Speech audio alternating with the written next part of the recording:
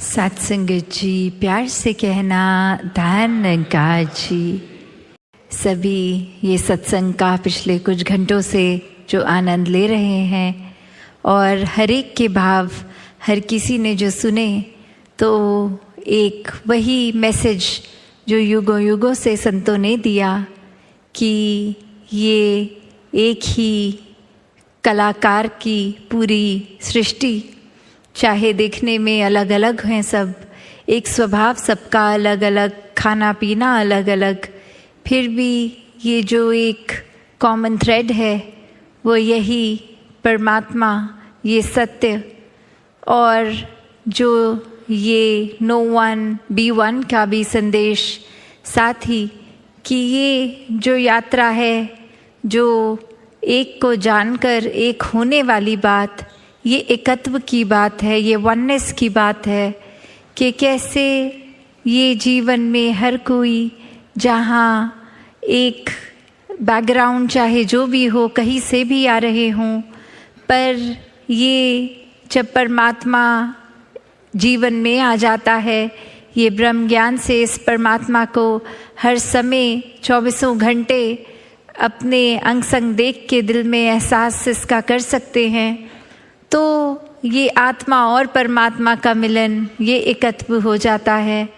और इस एकत्व के बाद हर किसी से एक हो जाना संभव हो जाता है, बहुत ही स्वाभाविक हो जाता है, बहुत ही नेचुरली हर किसी के लिए मन में प्यार आ जाता है, आदर सत्कार आ जाता है, कोई दूसरा अपने से अलग लगता ही नहीं, सभी में एक ये ही परमात्मा दिखता है। तो ये ऊपरी रूप अलग अलग हो सकते हैं, जैसे अभी भी हम थिएटर में हैं जहाँ प्लेस को एक्ट करते होंगे, और कैसे उसमें चाहे कोई एक ऑस्ट्रेलियन पर्सन होगा, वो एक्टिंग कोई ब्रिटिश पर्सन की भी कर सकते हैं, वो और कोई रूप अपना धारण कर सकते हैं, पर ये जितनी देर के लिए वो एक्टिंग करनी है, उतनी देर के लिए चाहे वो अपने आप को वैसे प्रदर्शित कर भी लें किसी और की तरह, पर स्टेज से उतरते ही वो तो वही इंसान है, चाहे वो स्टेज पे चढ़ के भी किसी और नाम से थे, पर असल जीवन में तो कुछ और ही है। उसी तरह एक हम अपने जीवन में भी देखें तो चाहे ये रूप रंग आकार पैदाइश कहीं का भी बैकग्राउंड हमारा हो, ये हमारा हकीकत नहीं है, ये तो इस परमात्मा ने एक किरदार की तरह ये भेज दिया इस संसार में। तो असल क्या है हम, ये आत्मा तो शरीर नहीं है, और ये परमात्मा आत्मा का ही मिलन सच्चाई है, क्योंकि ये परमात्मा खुद सच्चाई है, यही सच है, यही समय के साथ नहीं बदलता, यही नहीं कटता, इसी का एक विस्तार सीमित नहीं है, ये समय के साथ नहीं बदलता। तो कैसे जब इस स्थिर के साथ मन जुड़ जाता है, तो असल में हम जीते जी भी स्थिर हो जाते हैं, जीते जी इस ब्रह्म में लीन हो जाते हैं, और फिर इसी जीवन के दौरान इसके साथ हर समय जुड़ेंगे, तो ये मोक्ष मुक्ति, ये सैल्वेशन की बात, कि ये हकदार भी तभी बनेंगे जब हर पल जीते जी इसको मन में बसाएंगे। तो कैसे एक जीवन में जहाँ मानवीय गुणों की बात होती है, ये ह्यूमन वैल्यूज़ की होती है, ये भी तभी स्वाभाविक आ जाते हैं जब जीवन में एक परमात्मा को इस कदर बसाया कि इसके साथ के जुड़ी हुई हर गुण हमारे जीवन में आ गए। ये जैसा असीम है, तो ऐसे ही हमने अपने मन को भी विशाल करना है, एक दूसरे से एक खटास के भाव, एक नफ़रत के भाव, तंगदिली में नहीं फंसना है। ये परमात्मा को अक्सर प्यार के साथ ही बोलते हैं कि love is God and God is love. उसी तरह प्यार बन के हर किसी को हमने भी प्यार बांटना है। ऐसा कोई भी मानवीय गुण अगर हम देख लें, वो उत्पन्न इस परमात्मा से ही है, और जितना ज़्यादा ये आत्मा इस परमात्मा में लीन हो जाएगी, इसमें एकमिक हो जाएगी, उतना ही असल का इंसान हम बन के ये मनुष्य का तन मिला है, तो ऐसा ही जीवन भी जिएंगे। फिर ये कोई बनावटी गुण नहीं होंगे कि कुछ चंद व्यक्तियों के साथ आज हैं, मिलना है तो कुछ घंटों के लिए अच्छे बन गए। नहीं, भक्त तो हर समय का ही भक्त होता है, कुछ घंटों का भक्त नहीं होता। चाहे वो सत्संग में है उस समय, या घर में या कामकाज में, भक्त तो भक्त ही होगा। जैसे कोई स्टूडेंट्स हैं, अगर वो स्कूल के अंदर भी उस समय हैं तो भी वो स्टूडेंट ही कहलाया जाएगा। जब वो समर ब्रेक पे हैं, अपनी छुट्टियों पे, तो भी कोई पूछे आप क्या करते हैं, तो जवाब में यही आएगा, हम स्टूडेंट हैं। चाहे वो पूरी छुट्टियों में एक किताब, एक अक्षर भी ना पढ़ा हो, वो रहेंगे तो स्टूडेंट्स ही। तो ऐसे ही एक जीवन भक्त का, जहाँ हर समय 24 घंटे की भक्ति है, ये उठते बैठते सोते जागते अपनी सारी रोल्स एंड रिस्पॉन्सिबिलिटीज़, ये कर्तव्यों को निभाते हुए भी भक्ति ही भक्त हर समय करता है। कोई काम में जब प्राथमिकता इस परमात्मा को दी जाए, वो स्वाभाविक रूप में ही भक्ति बन जाती है। ये एहसास की बात है, ये एकमिक होकर उसी से अपने आप को अलग ना महसूस करते हुए, तो ऐसा ही जीवन जीना भक्तों ने सिखाया है। वरना तो जिस समय हम इस परमात्मा को भूल जाएं, वहीं अहंकार भी मन में साथ ही आ जाएगा, नेगेटिविटी आ जाएगी, अंधेरे आ जाएंगे। तो ऐसा भी स्वभाव बन जाता है इंसान का कि फिर एक दूसरे से नफरत करने के अनेकों कारण बना लेगा, जो कारण होगा भी नहीं। ऐसे भी कह देंगे कि वो इंसान पसंद नहीं है, कारण नहीं पता क्यों नहीं अच्छा लगता, बस अच्छा नहीं लगता, ऐसा तक कह देते हैं, सोच बना लेते हैं, बेवजह ही नफ़रतों के कारण बन जाते हैं। और जैसे संसार में हम देखते हैं that people do odd things to get even, कि किसी के लिए एक मन में बात रख ली कि ये इंसान ने एक समय पे कुछ ऐसी बात कह दी थी, वो आज तक दिल में है हमारे, उस इंसान को माफ़ नहीं कर पा रहे, उस इंसान के साथ प्यार नहीं कर पा रहे, इतने हिसाब रख के बैठे हैं, इतना बोझ हम अपने अंदर मन के बना कर बैठे हैं कि ये एक समय आएगा तो उसने मेरे साथ ऐसा किया तो मैं उसके ये बोलूँगा, ये करूँगा। ऐसे तो ये स्कोर सेटल हो रहा है आज की दुनिया में कि किसी ने कुछ कहा तो उससे बढ़ चढ़ कर और बुरा उसको कह दिया जाए, जबकि ये इंसान का किरदार तो इस परमात्मा ने प्रेम बना कर रखा है। तो कैसे हम अपने से अलग ही व्यवहार करते जा रहे हैं, जो मूल रूप में ये परमात्मा के गुण हैं हम में, उससे तो काफ़ी अलग हैवानों वाला जीवन जी रहे हैं। तो जीवन के श्वास बहुत ही अनमोल हैं, इनको व्यर्थ नहीं जाने देना, वरना तो एक पल लगता है सूक्ष्म सा भी अहंकार आने में, ये इतना छोटा भी कि खुद को भी अक्सर पता नहीं लगता कि इस समय वो विनम्रता हमारे अंदर नहीं है, एक अहंकार ने उसकी जगह ले ली है। जैसे एक कहानी भी है जहाँ एक इंसान अपने गुरु के पास, पहले उनके बचपन में उनके शिष्य होते हैं और फिर कामकाज किसी और शहर में करके बहुत ही धन दौलत कमाकर फिर अपने एक गुरु के पास आते हैं कि अब तो वो क्षमता आ गई है कि सेवा की जाए और कुछ दान दिया जाए। और फिर आते हैं और अब आके बहुत ही वो नामी उपाधि भी लग जाती है, तो दरवाजे पे जो खड़े होते हैं सेवादार, उनको नाम लिख के देते हैं अपना कि ये डॉक्टर, ये जो भी अपनी उपाधि लगाकर अपने नाम के साथ, और कहते हैं गुरुजी को दे दीजिए। वो जब ये नाम देखेंगे वो पहचान देंगे कि मैं ही हूँ और अंदर आने को कहेंगे। और वो सेवक जाकर गुरु को देता है, पर गुरु कहता है मैं नहीं जानता ये कौन है, और फिर यही बात कन्वे की जाती है। इस बार वो अपनी उपाधि हटा के सिर्फ नाम लिख कर देते हैं और अपने आप की ये गलती रियलाइज़ करके, और इस समय वो एंट्री मिल जाती है, गुरु आने देते हैं। और जब वो भेंट के लिए बहुत ये जो भी सामग्री लाए होते हैं वो रखते हैं, चाहे वो रखने के समय वो सामान से कोई भी आवाज़ नहीं आती, फिर भी गुरु ऐसा कहते हैं कि अगर रखना ही था, कुछ भेंट करना ही था, तो बहुत आराम से रखते, इतना शोर क्यों मचा के रख रहे हो।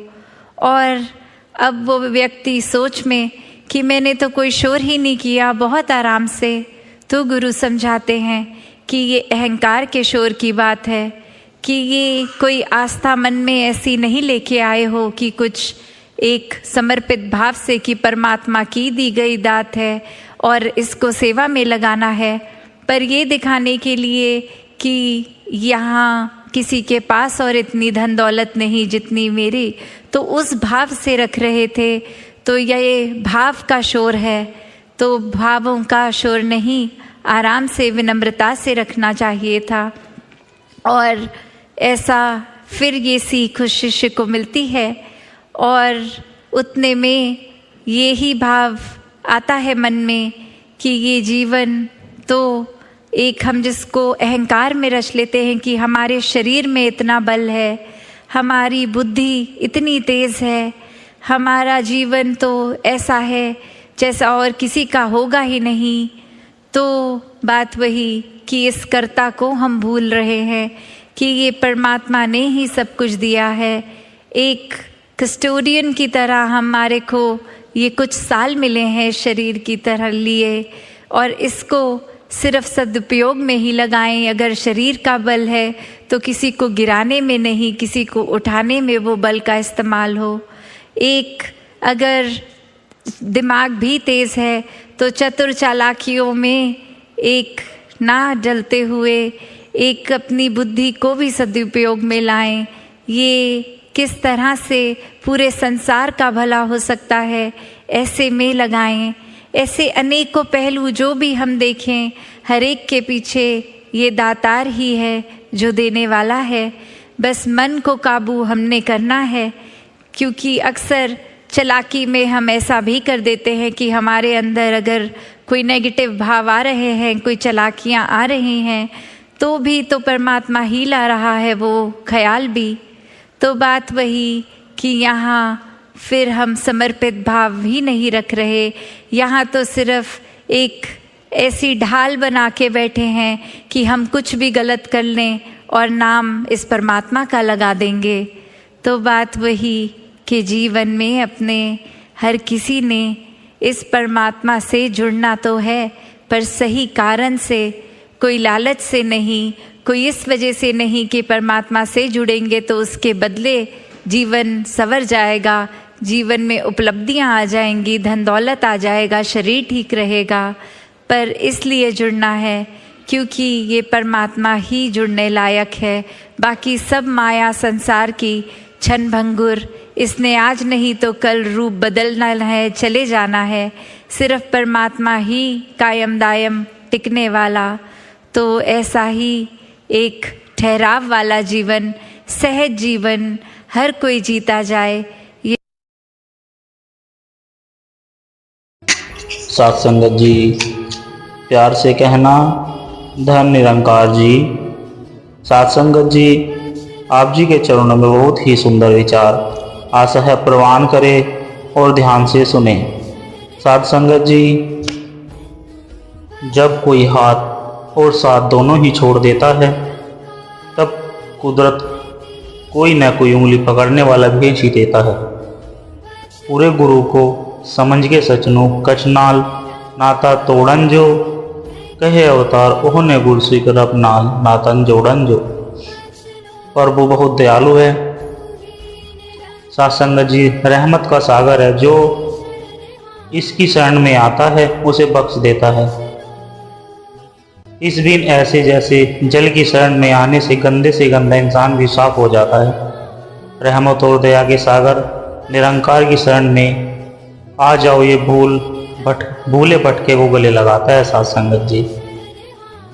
जिंदगी आईने की तरह है, मुस्कुराओगे वो भी मुस्कुराएगी, दुखी होगे तो वह भी दुखी होगी। खुश रहो, क्योंकि दुखी रहकर कौन सा दुख कम हो जाएगा साथ संगत जी।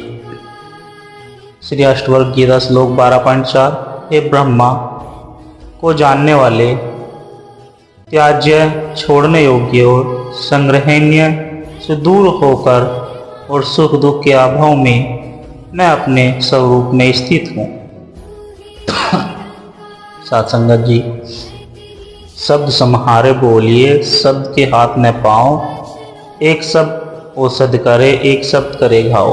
अर्थात साथ संगत जी, हमें संभल कर बोलना चाहिए। शब्द को हाथ पैर नहीं होता, कोई शब्द दवा की तरह काम करता है और कोई शब्द घाव बन जाता है। शीतल शब्द उचारिए, अनहर अनिए नाही, तेरा प्रीतम तुझही में, दुश्मन भी तुम माही। अर्थात सात्संग जी सर्वदा शीतल, मधुर, लाभदायी बोले। कभी अपने अंदर घमंड और अहंकार नहीं आने दे। आपका प्रेमी प्रभु आपके हृदय में है और आपका शत्रु भी आपके भीतर ही बैठा है। साथ संगत जी, शब्द हमारा, हम शब्द के, शब्द ब्रह्म का को, जो चाहे दीदार को परख, शब्द का रूप। अर्थात साथ संगत जी, हम शब्द की पूजा करते हैं और शब्द हमारा पूजनीय है। जो ईश्वर का साक्षात्कार चाहता हो उसे शब्द के मूल स्वरूप की परख होनी चाहिए। साथ संगत जी, सांसों का खजाना एक दिन लुट जाएगा रे बंदे, सांसों को जो व्यर्थ गवाएगा पछताएगा ये बंदे। अरबों खरबों देने पर भी एक मिलेगी सांस नहीं, सांसें हैं अनमोल कितनी, क्या तुझको एहसास नहीं।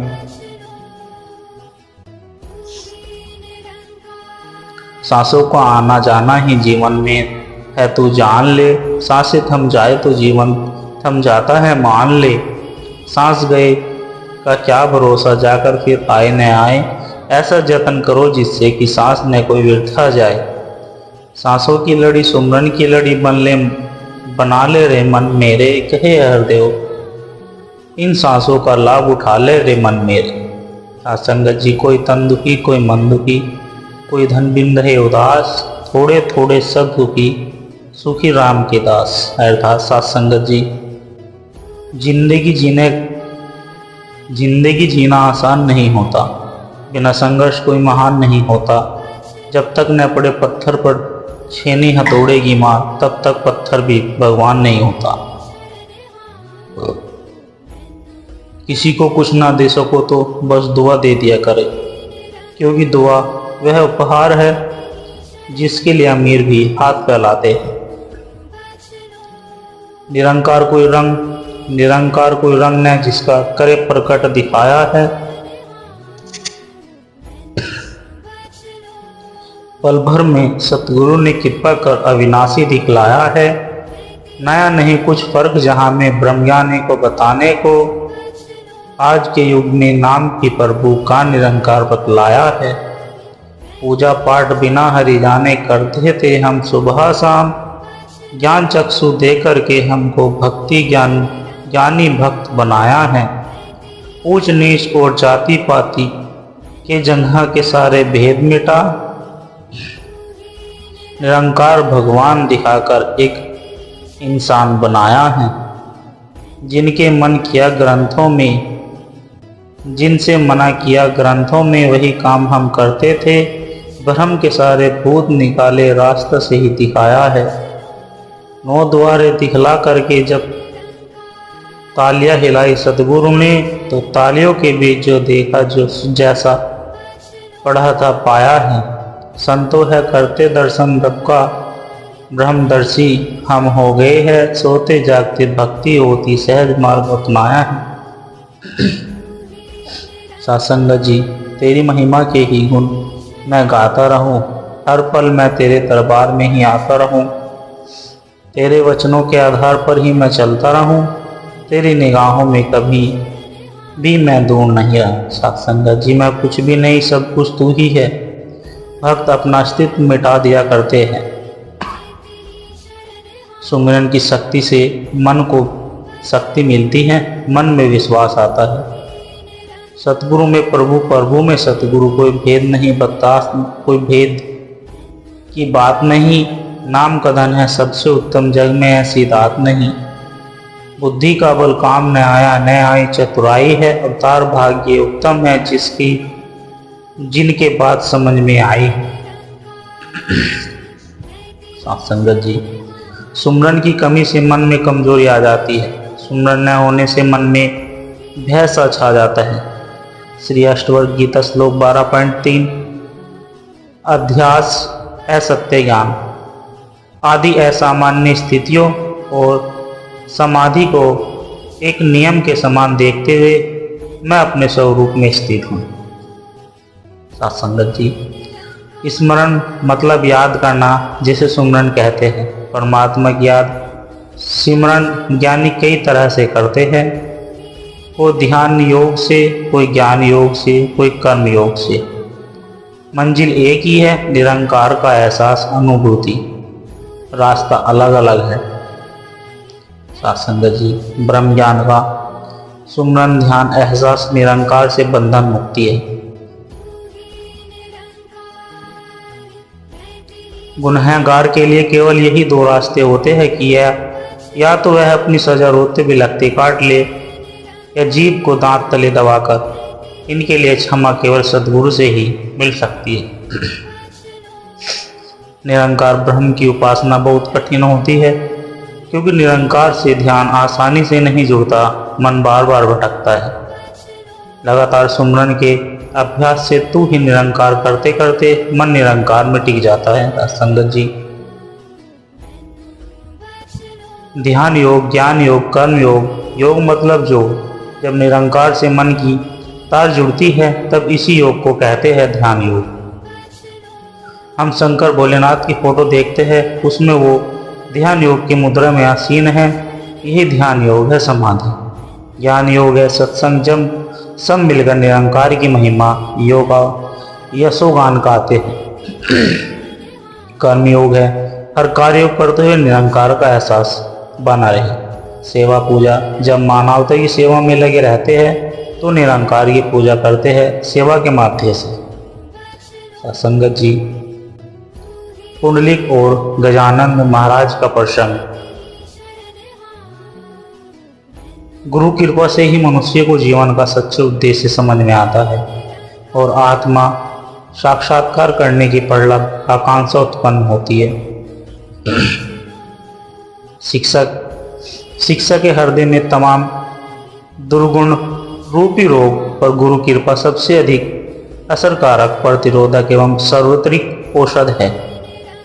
यदि कोई मनुष्य गुरु के साथ अखंड और अविच्छिन्न संबंध बांध ले तो जितनी सरलता से एक घाट से दूसरे घाट में पानी बहता है, उतनी ही सरलता से गुरु कृपा बहने लगती है। साथ संगत जी, जो शिष्य अन्य किसी का विचार किए बिना एकाग्र मन से केवल अपने गुरु की ही पूजा करता है, वह श्रेष्ठ शिष्य है।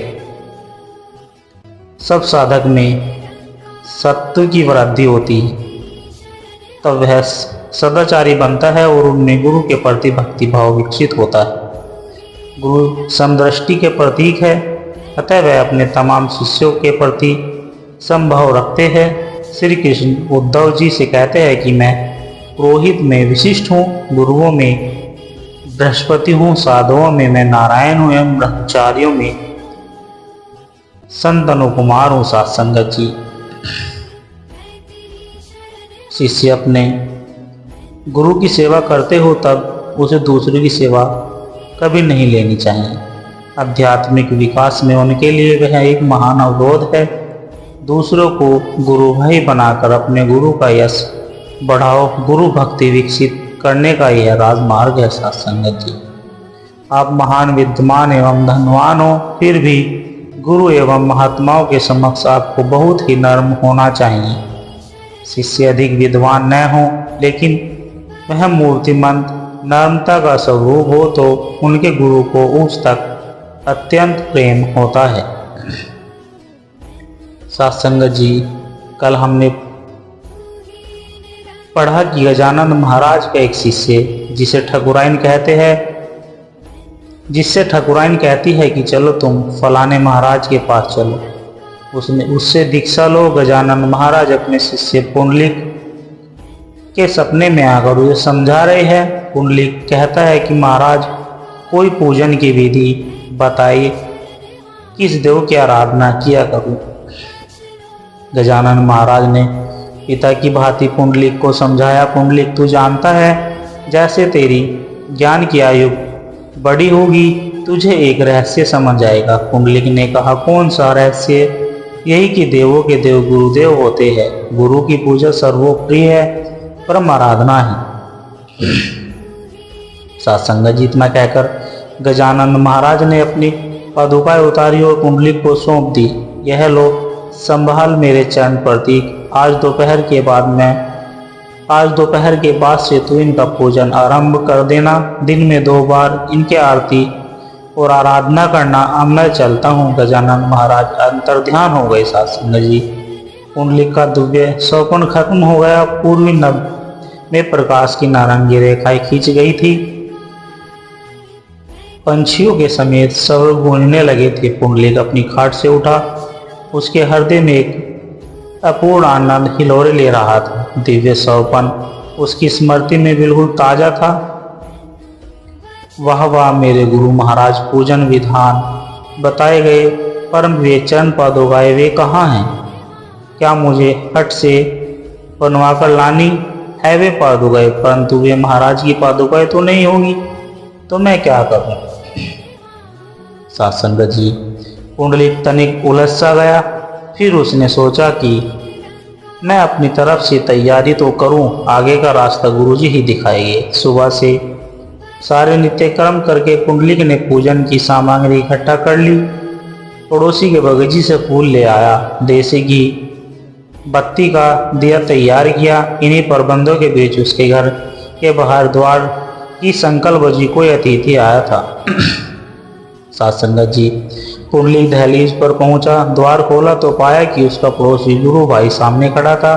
उनका नाम था झ्याम सिंह राजपूत। जय गजानंद कहकर वह भीतर आ गया। पुंडलिक ने सप्रेम उसे आंगन की छांव में रखी खाट पर बिठाया। कुशल क्षेम पूछी। सत्संग जी, श्याम सिंह ने बताया कि पुंडलिक भाई, मैं भी अभी से गांव से लौटा हूँ। गुरु गजानन महाराज जी के पावन दर्शन करके आया हूँ। पुंडलिक उमंग से उचक पड़ा। आस्था की गागरी जो सुबह सुबह दिव्य स्वप्न में भरी थी वह छलक गई। भावुक भाव से पुंडलिक बोला, कैसे है गुरु महाराज? उनका कोई विशेष वचन याद हो तो सुनाओ। झ्याम सिंह, अच्छा, क्या उन्होंने मेरे बारे में कुछ पूछा और मेरे लिए गुरु प्रसाद लाया है तू? झ्याम सिंह तनिक अचकचाया। ऐसे भाव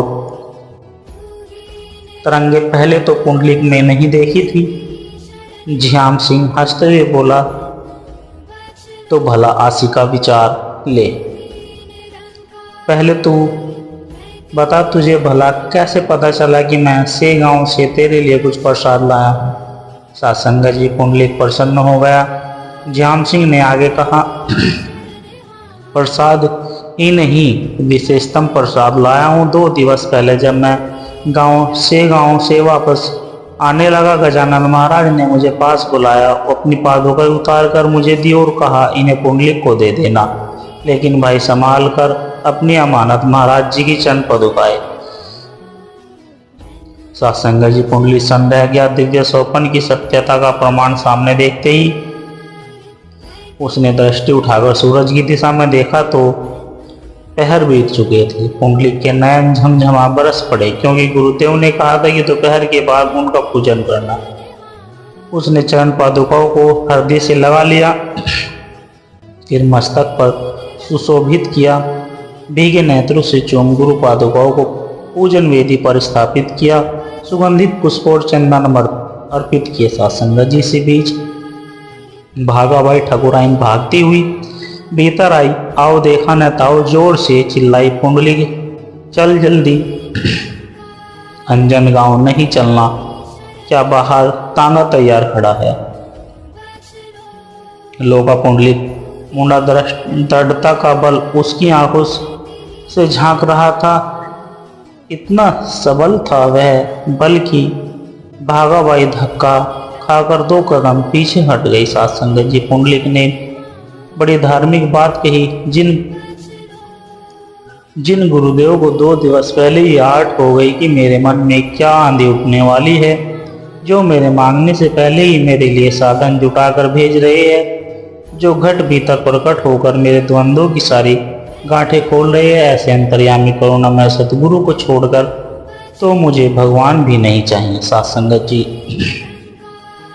भागाबाई घूरते हुए बोली, पर वह मंत्र पूजन विधि। पुंडलिक गर्व से बोला, गुरु का नाम सिमरन ही महामंत्र है। गुरु चरणों का पूजन परम आराधना विधान है। मैं अभी यह दिव्य रहस्य समझाऊं।